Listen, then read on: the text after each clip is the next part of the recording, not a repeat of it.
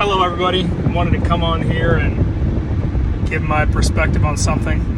I just watched Roxandy's response to Leonhart's trade-up video where he began with a dollar coin and he traded up to the Umbreon PSA 10 from Terrestrial Festival. My perspective is going to encompass around the superintendent. I'm going to relate it to my career path of being a school counselor. The superintendent of the district that I work in, one of his high expectations on his list is that you look after your own people. And Leonhart is looking after his own people. I don't think in the perspective of comment sections of his YouTube videos, thumbs downs compared to thumbs up ratio that he gets, does he actually care or read them? I think he's aware of what either the people in his professional circle or his personal circle that help him. I don't know if it's an LLC, if it's a company, probably at this point. I know he owns rarecandy.com, but it's probably his people that make him aware of that. Do I think he cares? Not necessarily. Do I think that he has a passion for Pokemon cards? Who knows? But the video was odd.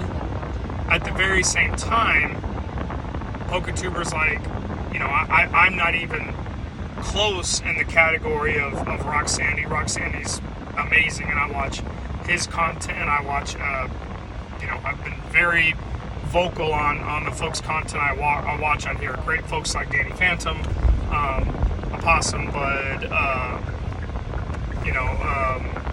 Nostalgianomics, Brian Pokey&E, the Poke Plumber. So I try to give myself a decent perspective. So even those gentlemen are so high up on the ladder compared to not even a pebble in the sand, such as myself. I'm being careful here as I'm going to go. Such as myself. So, but are they on Leonhart level? No.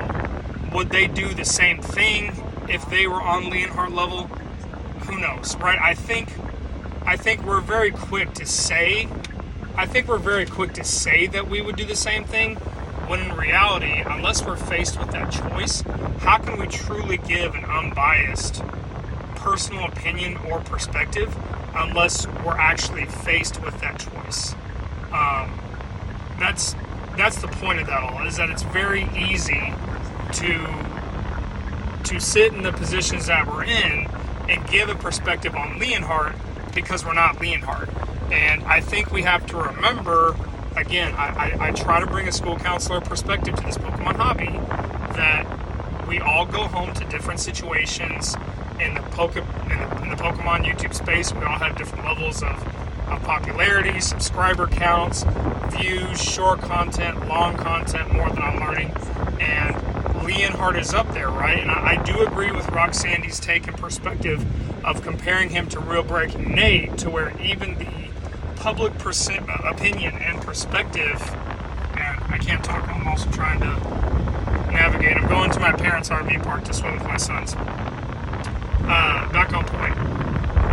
The public perception of Real Breaking Nate compared to Leonhart is that Real Breaking Nate seems like a genuine, kind dude, and he does.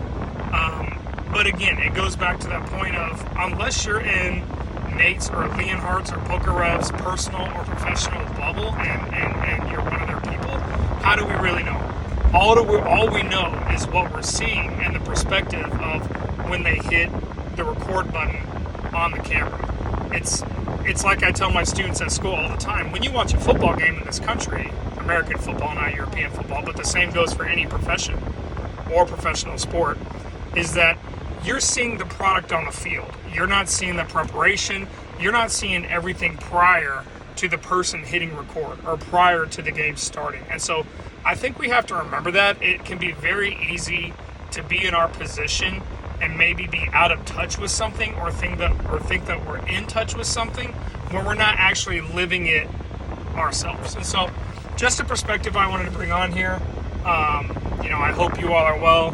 Please remember that you are important in this world. and that you matter. There is someone out there in the world that cares about you, and to make sure that you have somebody in your life to talk to. Until the next one, I will see y'all later. Bye-bye.